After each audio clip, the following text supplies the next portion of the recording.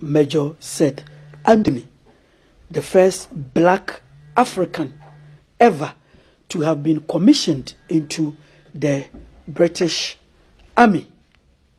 Now, this man was born in 1915 at a village called Adiafenu.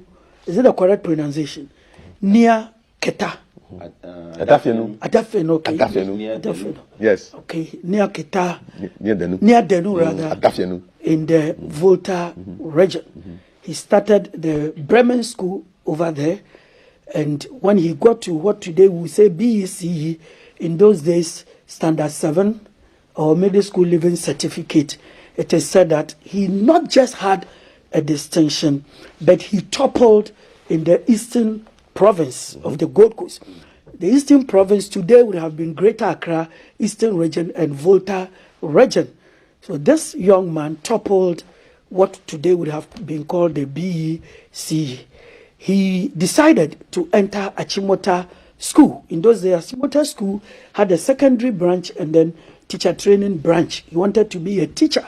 But at the age of 15, he was told he was too young to start the teacher training program. And so he waited for 1 year, and that didn't change his mind. He went back. He so much excelled that the Achimota School Board felt he had to be encouraged to do the secondary part in order to become a graduate. He did it and had another distinction, and immediately he started an undergraduate program at Cambridge, having had some exemptions because of his performance. And as soon as he started the undergraduate program, Achimota invited him to become a member of staff of the school, teaching mathematics, English, and Latin. Mind you, in those days, it was whites who were teaching Latin, and this young man did the same thing at Achimota School. In 1937, just before the knowledge of the Second World War came to our shores, the young man decided to become a soldier. So he was teaching, and at the same time, twice a week, he was going to the Accra military training camp. He did so well over there, and during the recruitment, the British were using this system called indirect rule to rule us. That's where I should start from. The British, unlike the French, never came down to the people to rule them as the French did in the assimilation policy.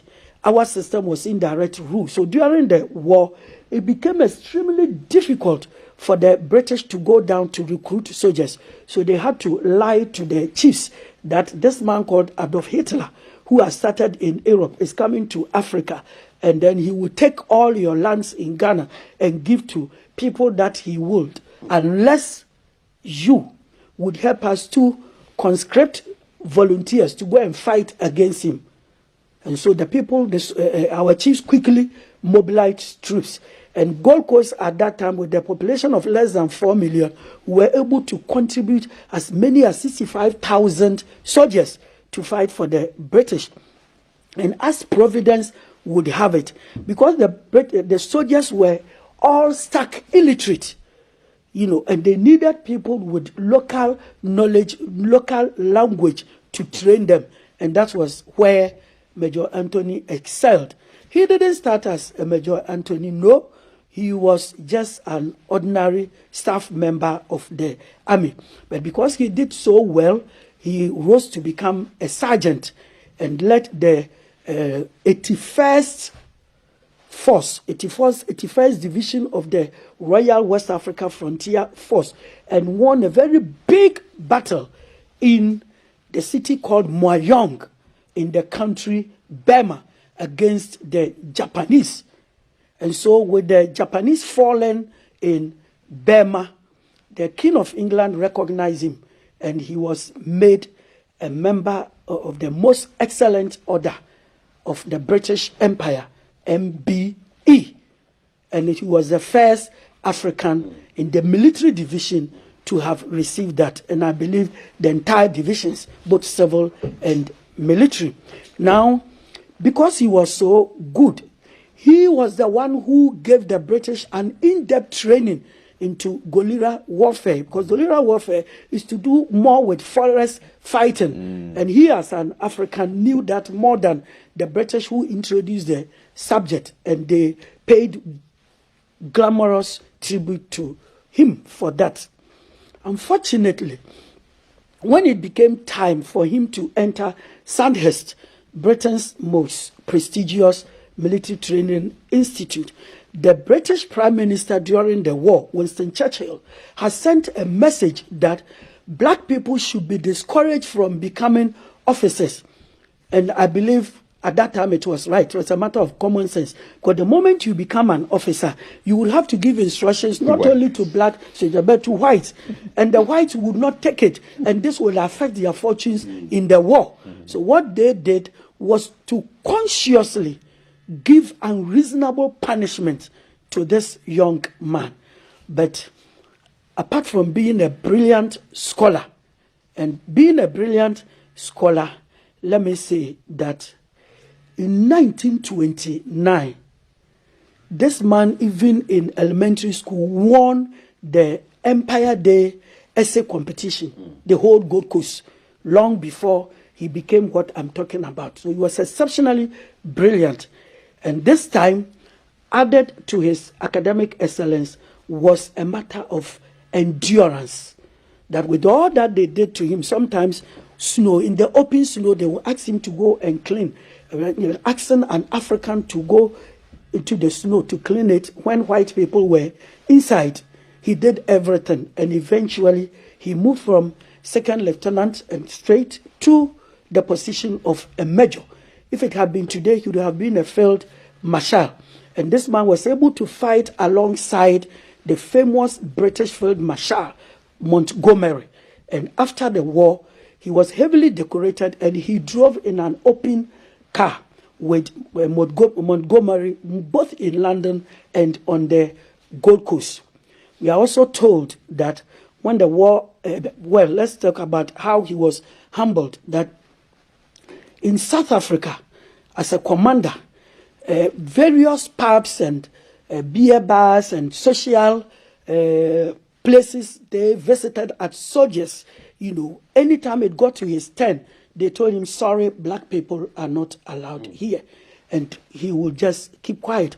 And then anytime he had to sit with his colleagues, white officers, they would all shun him. And so he was never a happy person as an officer. At the same time, in the army, there was no way you could fraternize with the other ranks. It was against the law. And then even the other ranks also felt that he was a traitor, a sellout. So as an army officer, he wasn't a happy man.